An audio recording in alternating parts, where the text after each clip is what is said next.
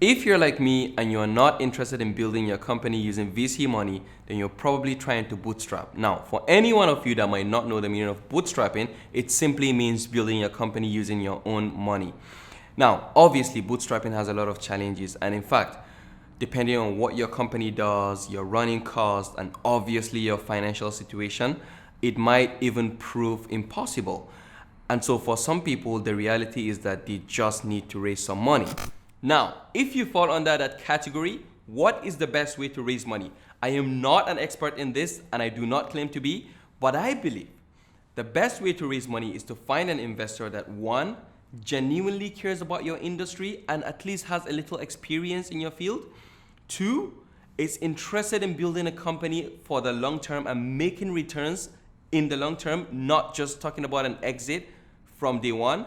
And three, can provide you with some advice and connections, even if it's just in a small aspect of your startup. Now, I want to give you an example with my own personal experience. When I started my first company, I had an investor who was so interested and believed in my industry that he's actually one of the main people who encouraged me to start the company in the first place. Obviously, partly because he really believes in me and what I can do as well. But checkbox, really believes in the industry. Two, this guy was very interested in building a company for the long term. We never did anything or even talked about selling the company. Number three is the most critical in my case. Now, this investor was a very good and well-experienced financial professional. On the other hand, I am terrible with financial management, like really bad. In fact, at one point, I almost killed the company because of bad financial management. Because I had access to really, really good financial advice from my investor, I would say the company was literally saved. You're probably thinking, where the hell am I gonna find this guy? That is too much to ask for.